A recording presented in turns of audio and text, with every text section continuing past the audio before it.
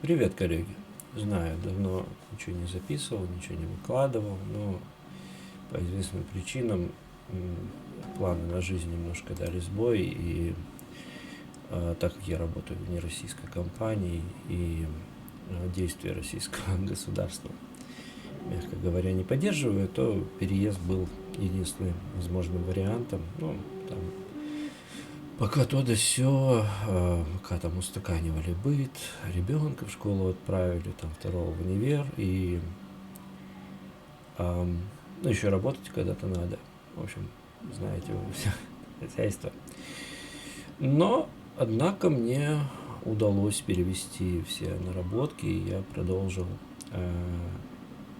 заниматься расстановщиком. И спрашивали, что там с расстановщиком, почему давно нет видео. Ам, Собственно,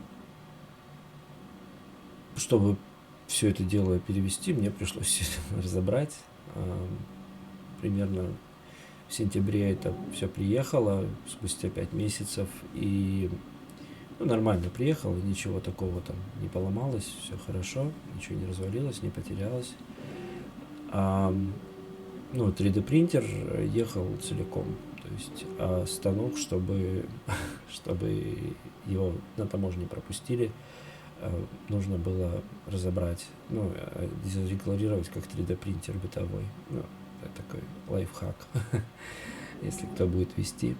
В общем, собрал я этот расстановщик и обнаружил, что головка по каким-то причинам непонятным, она сделана была на Arduino, она начала перезагружаться. Почему?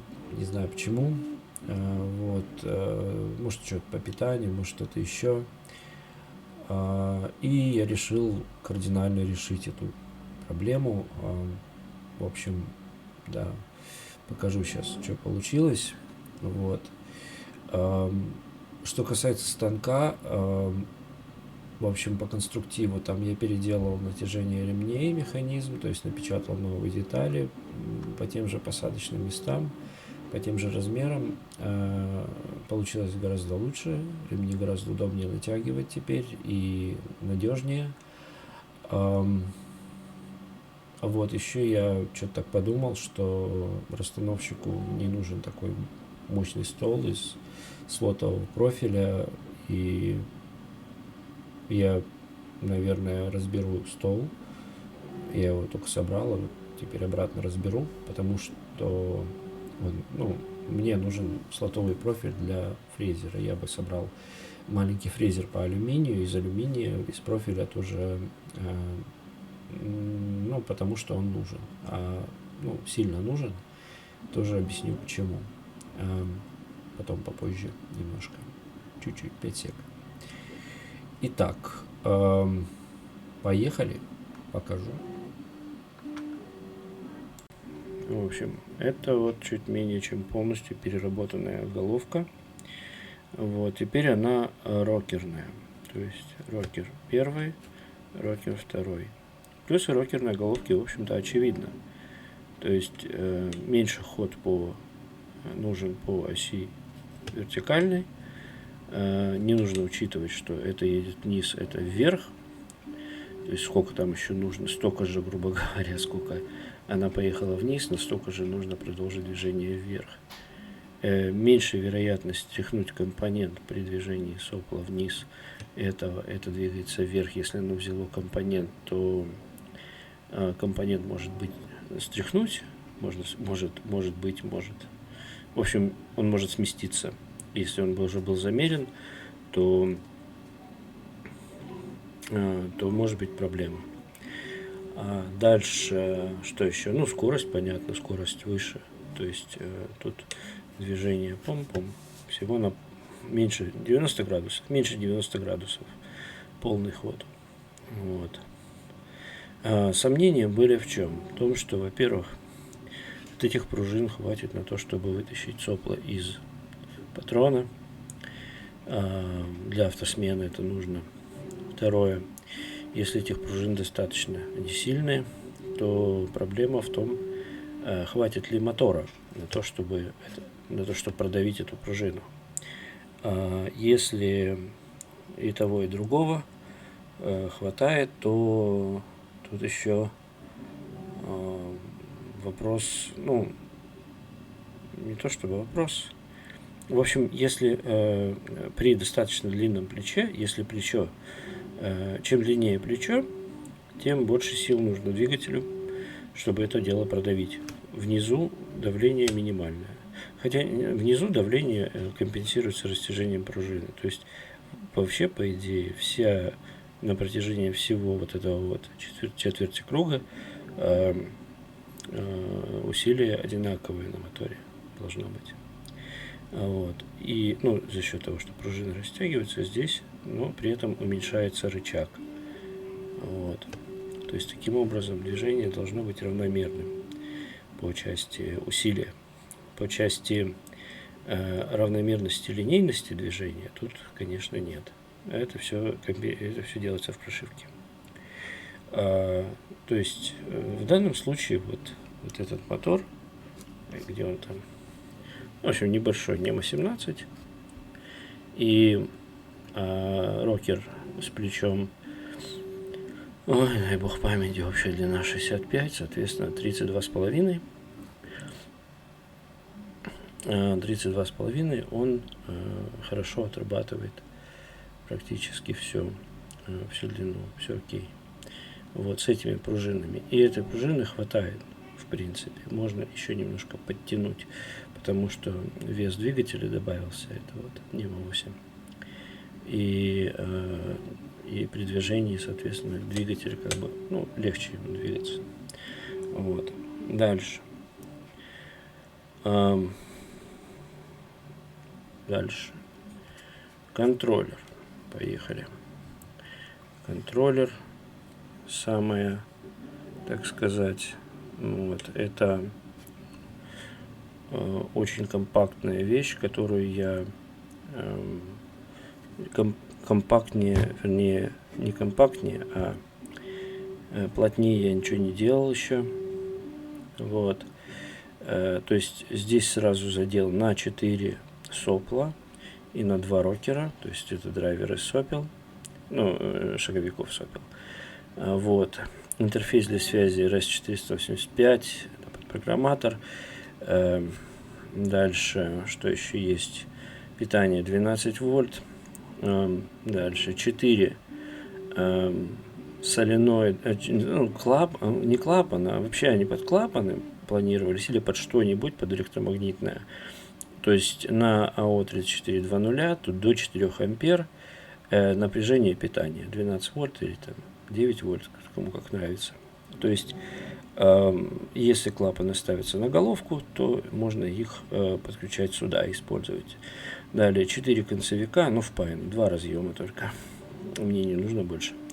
2 это концевики верхнего положения, в данном случае оптические. Вот они стоят, один, вот второй, шторка закрывается в верхнем положении. И поддержка цветной подсветки. То есть в данном случае это вот DS2812, ой, как они называются, адресные светодиоды, в общем, VS2812, по-моему, не помню точно. Вот, адресные светодиоды, подсветка камеры. То есть удобно, в случае, если мы ставим компоненты, можно использовать красную подсветку. В случае инспекции человеком, им просто бегать камерой по плате, можно использовать белую подсветку, ну, вообще любого цвета. Также подсветка обычная, есть светодиодная лента, то есть вот такой вот мощный полевик IRF Z520, по-моему.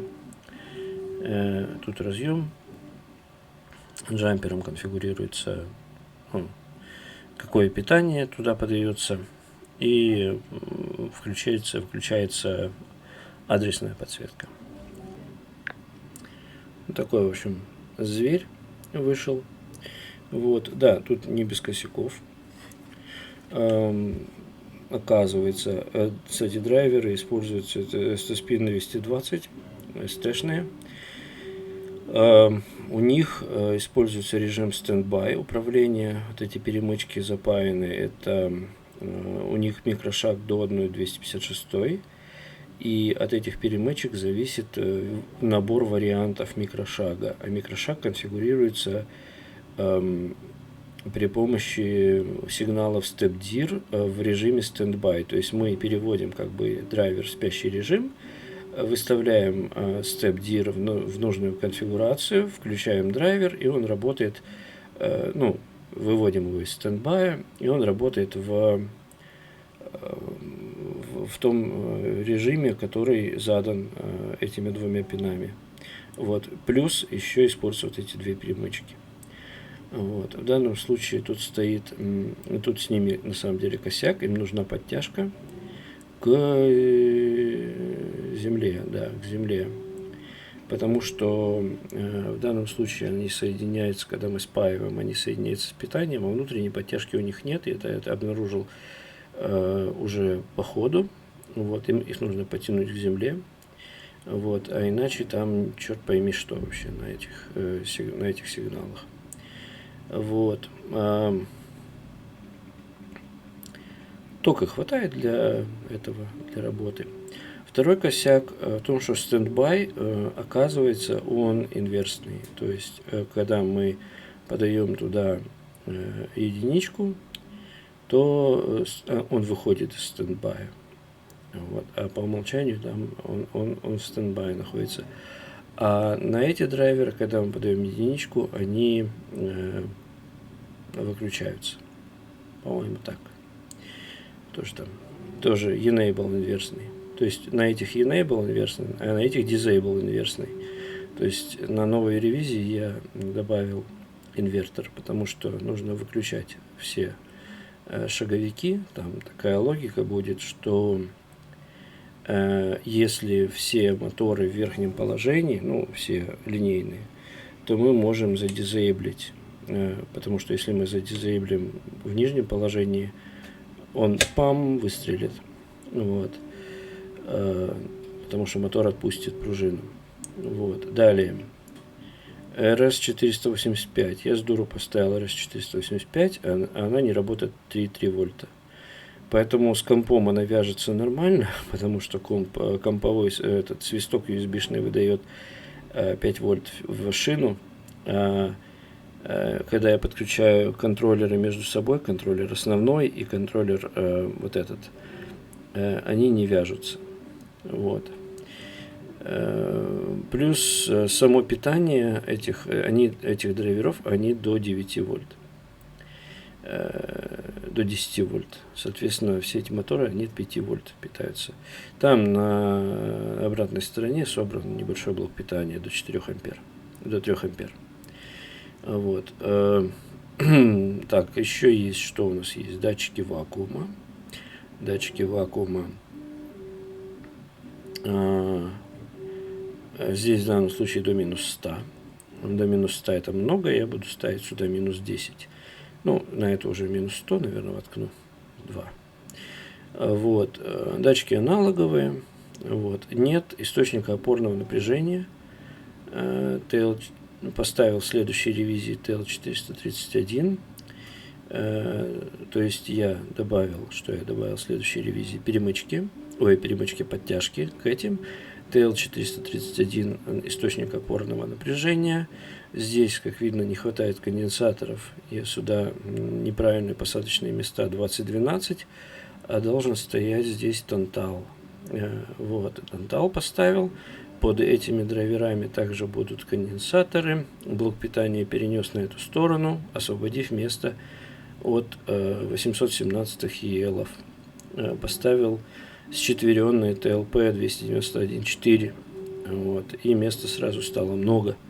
И сюда я поменял. Этот транзистор поменял на поверхностный монтаж такой же, ERZ 520. Может быть, это оверкилл, но вот. В общем, такой вот получился зверь у меня, и из-за того, что плата это плотная, вторую ревизию я уже планирую собирать на этом станке, потому что пинцетом я реально глаза сломал. Собирать все это дело очень тяжело было.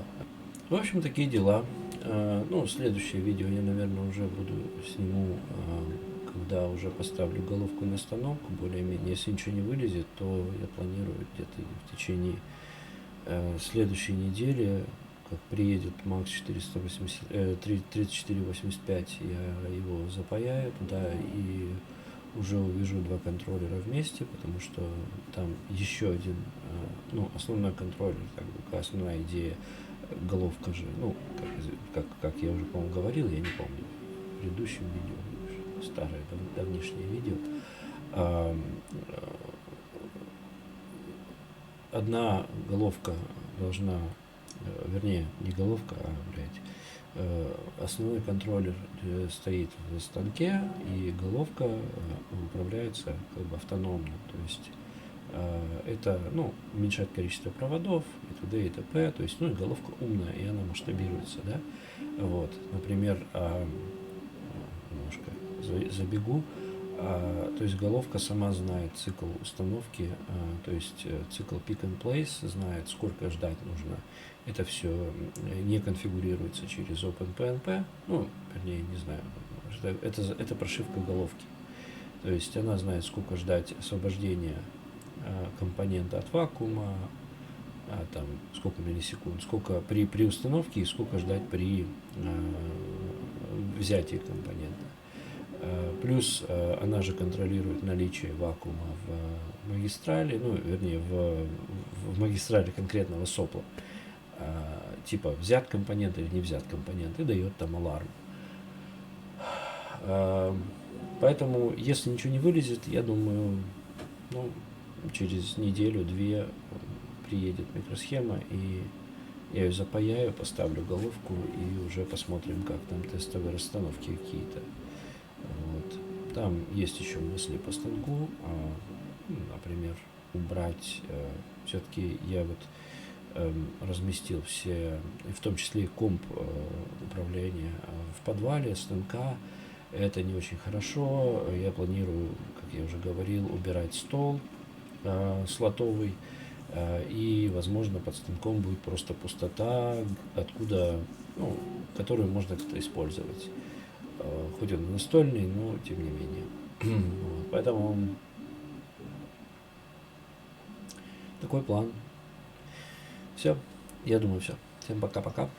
Будьте здоровы. Всем мира, добра. Пока.